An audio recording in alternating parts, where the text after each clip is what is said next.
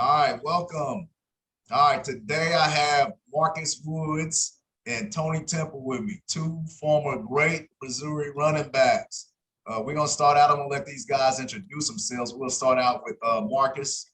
Go ahead and introduce yourself. Kind of give us a feel of what you're doing now. This is Marcus Woods. I'm Marcus. Right now, I am working as a pharmaceutical sales rep for Supernus Pharmaceuticals. And we are in the ADHD division. So we have a non-scheduled, non-abusive, non-habit forming, an actual safe medication to treat ADHD, not the stimulants like Adderall and methylphenidate and all those dangerous things. So that's kind of what I'm on right now. And really just trying to explore my artistic background, which I did not realize that I actually have. Yeah, it's always different levels to you, isn't it? You know, the more you dig into yourself, the more you realize you can do. You know, that's cool. That's awesome, man. I taught special education for years, so man, I think that's super important. You know, the better the least non-invasive medicine that you can use. I guess that's would be I'm just using a term here. The better, the healthier, the better. All right. But man, glad to hear you doing good, man. We're gonna switch over to Tony and introduce yourself, kind of tell us what you're doing now, Tony. Give us a feel. Of course. Thank you guys for having me. Good seeing my brothers in the backfield. My name is Tony Temple. I was there from 2004 to 2008. Currently, I'm in Kansas City, Missouri.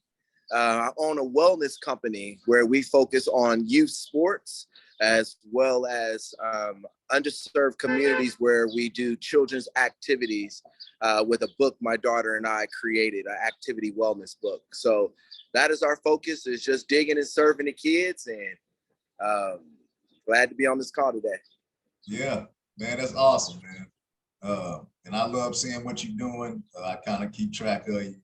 All the videos and stuff you post, man, is awesome, man. I really appreciate the impact that you make. Thank you, sir. Thank you. Yeah. You too, brother. You're doing a great job yourself, man. Thank you. Love the work you're doing.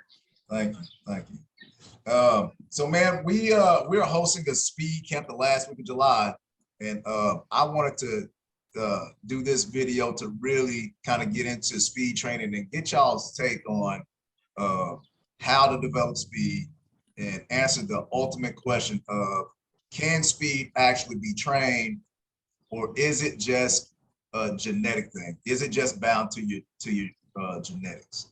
All right, so let's start with Marcus. If you got a good signal there, let's start with you, and let's get your take on speed training, and maybe, you know, if you got a good Mizzou story you want to share, and answer that ultimate question of, do you think speed can be trained and developed? All right. Well, first of all, is speed genetic? I think that there is a degree of genetics involved in if someone has speed or not.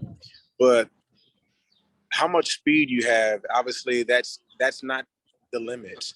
I believe that once you realize that you actually have to train, and once you realize the importance of training, what it ultimately does is it allows you to maximize the movements that are involved with speed, Yes. And you can focus on, on the smallest things and trying to maybe not waste so much movement, be more strategic.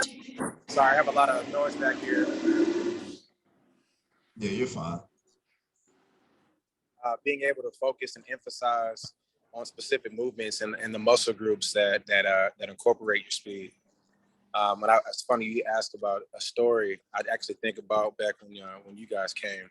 I was already there for a year. I was like, this Tony guy and this Jimmy guy, they can't be that fast. They can't be that fast. And I remember just scrambling up with y'all, man, just competing and getting after it. And I'm like, man, these dudes are fast. And it's like, I think I got beat by both of y'all like at least a couple of times. And I'm like, hold on, I can't let that happen again. the competitive thing, but it was more about, it was obviously very competitive, but it wasn't so much as just about winning. It was about us developing each other, iron sharpens iron. And the fact that we took pride in each other's performance, we took pride in each other's results. It allowed for us to take pride in our own results. So, I mean, we really just pushed each other into becoming the best that we were able to be at that point in time.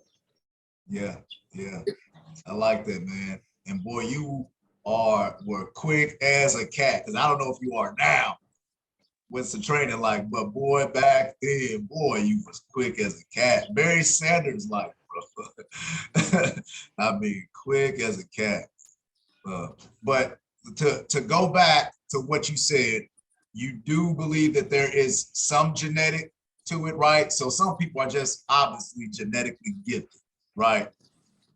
But you're saying that you do believe that speed can be trained and also enhanced in other people. So somebody, for example, their mom and dad was not fast at all, right? Can they get faster? Absolutely. So it's funny. You said I was quick, fast, and I always thought that any offspring that I was going to have was going to be quick and fast. My daughter's not fast. She's not fast. She has some speed, but she's not what you would think. Like if you're familiar with the quickness and the speed that I have, that's just not her thing. She's more of a she's strong. She's more of a solid. She's a big body, but I do think, yes, I do think that training, even for herself, she's never going to be like the fastest person on the team or like the fastest player in the league or anything like that.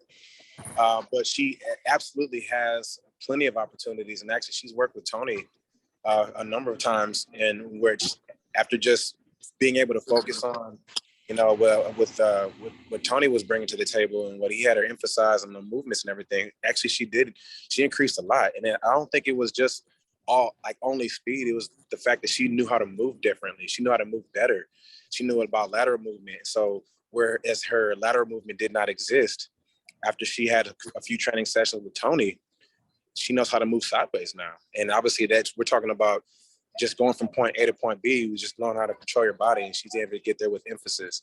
I think the important thing whenever you're doing training is just make sure that you do anything with excellence. If you're not doing it with excellence, then you're pretty much wasting your time. Yes, that's right. That's right. I like that. So how old is your daughter? Man, you guys came back. Marcus, how old is your daughter now? You asked how old I am? How old is your daughter? How old is my daughter? She's 11. Oh, she's 11. So she still got a lot of time, she still got a lot of time to learn, grow, and develop, because I've seen kids that will start off even in high school. They're not fast. And you're like, man, dude, I got to get this kid faster. But by their senior year, it's like, man, this kid is lighting it up. I mean, he's fast now.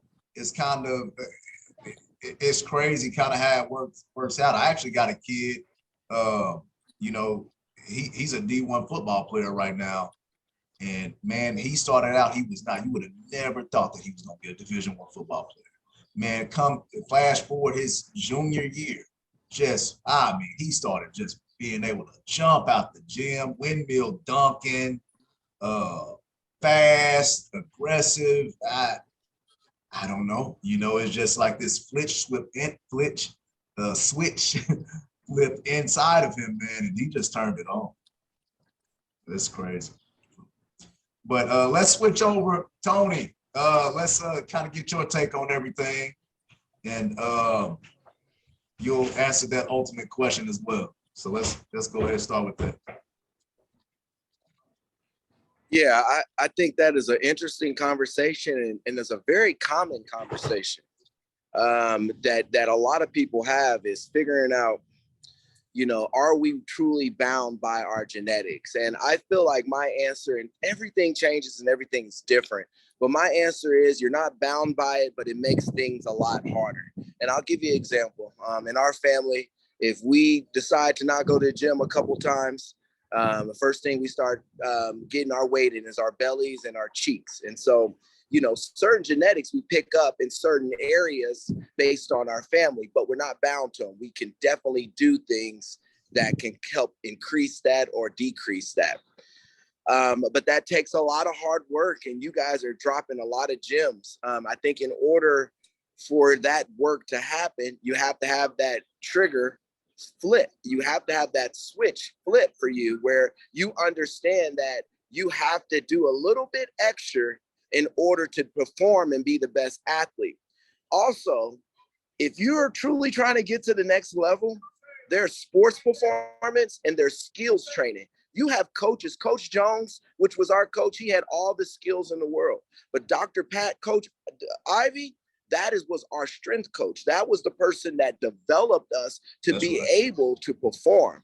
And so it's so important to know, if you're looking to go to the next level, this is something that you're going to do for the rest of your life.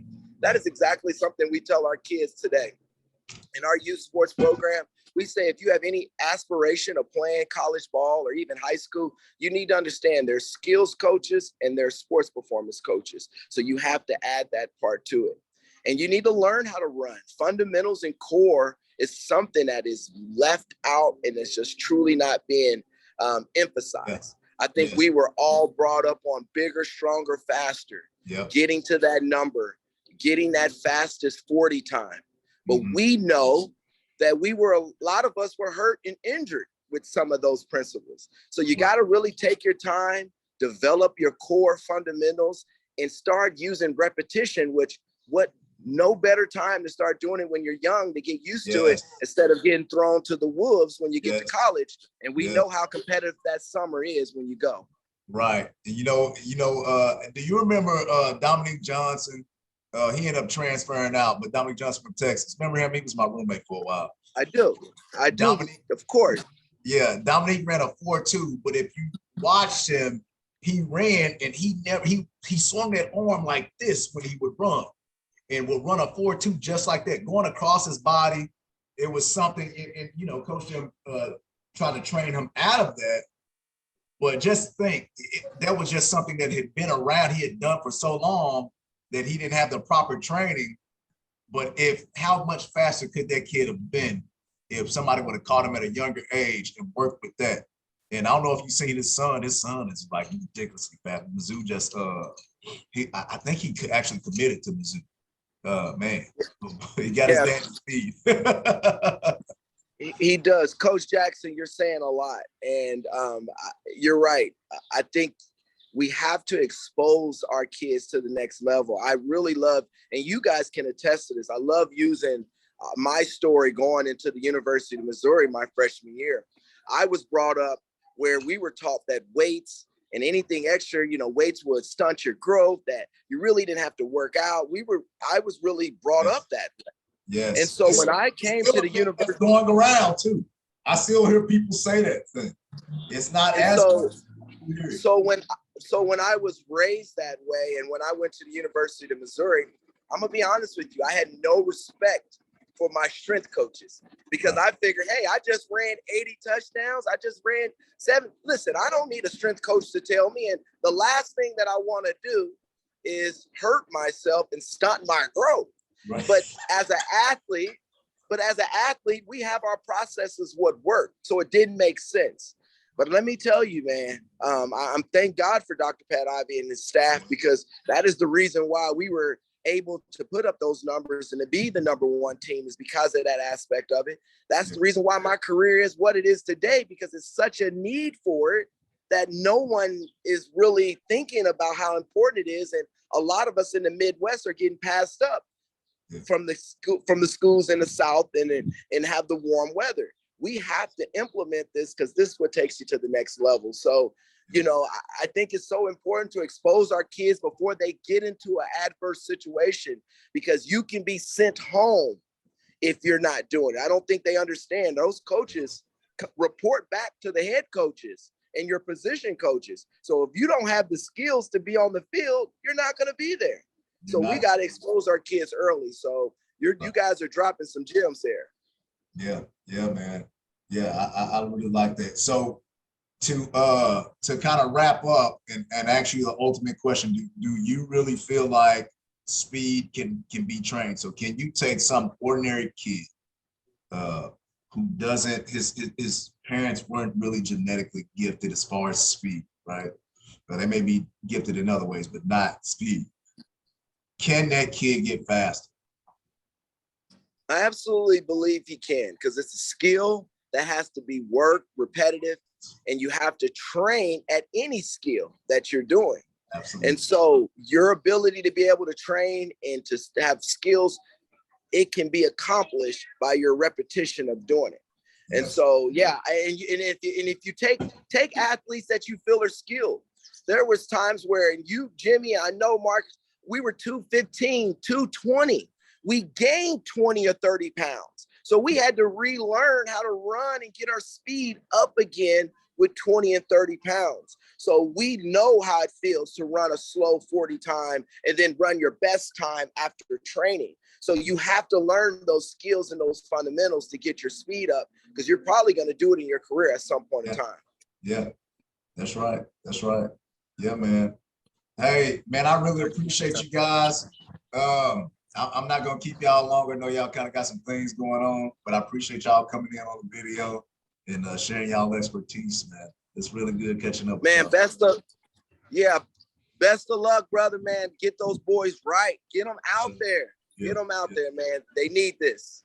Yeah, thank you. Thank you, Marcus. Yeah. hey, we'll get on another video sometime, man, and not talk speed. We'll just talk. That sounds good. All right, man. Sounds good. Y'all, peace. Easy, Jamie.